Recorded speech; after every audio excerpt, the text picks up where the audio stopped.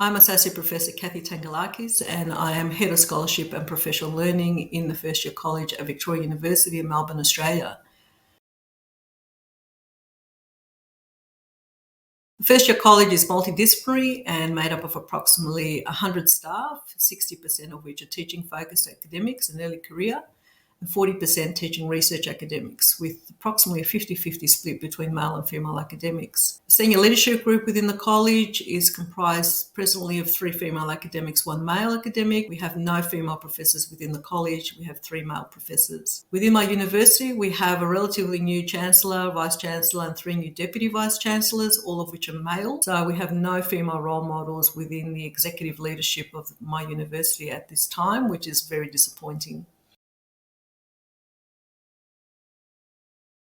Reflecting on my career, the main barriers to progressing as a female leader were being allocated a large administrative and teaching workload upon my return from career interruption. That limited my time to do discipline research. I kept thinking it's core business and will be rewarded in promotion, but unfortunately it wasn't valued as highly as research. So seeing my male colleagues allocated less teaching and administration to do research and then being promoted quickly on that basis was very frustrating to me. Another barrier was lack of mentoring, lack of guidance, lack of support for female academics at that time. And I guess also a lack of self-confidence and self-belief in my own ability, which is probably why it took me 20 years to get from senior lecturer to associate professor.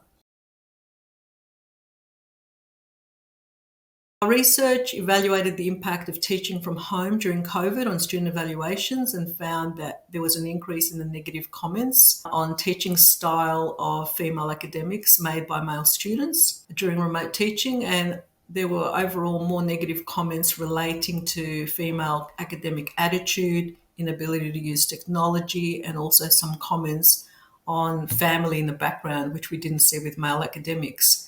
We speculated that this would have a negative impact on the confidence of teaching intensive female academics, and which would then hinder their leadership aspirations and their career progression in academia. We also evaluated the impact of a women-led initiative in the First Year College called WIFE, or Women in First Year, which was set up by a small group of women within the college to empower, encourage, and support female early career teaching academics in their career progression with a view to building their self-confidence and self-efficacy. We've had lots of successes, which we continually celebrate, and interviews with the female academics show that they were very appreciative of the support, the mentoring, and the safe space available for them to be able to discuss any issues, but also opportunities for networking and collaboration through the network.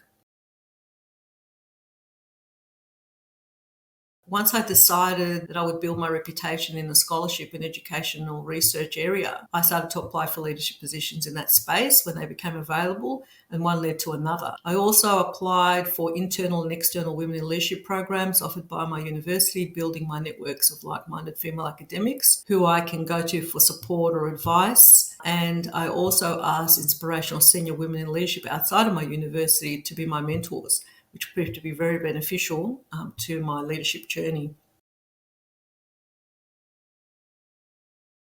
I would describe my leadership style as that of a systems convener. I can bring people together from cross disciplines, cross institutions for a common cause where everyone benefits, and that includes building those relationships, which are very important in order to make that a success. I'd like to see women in leadership programs offered to women at all stages of academia, and also formal mentoring and shadowing programs for women, again, at all levels of academia, not just at the top, so that we can start building that capacity from an earlier stage. I'm sure you'll come up with some other suggestions. That's it from me. Thank you for listening, and I wish you all the very best with the rest of the conference. Hope to catch up with you in person one day.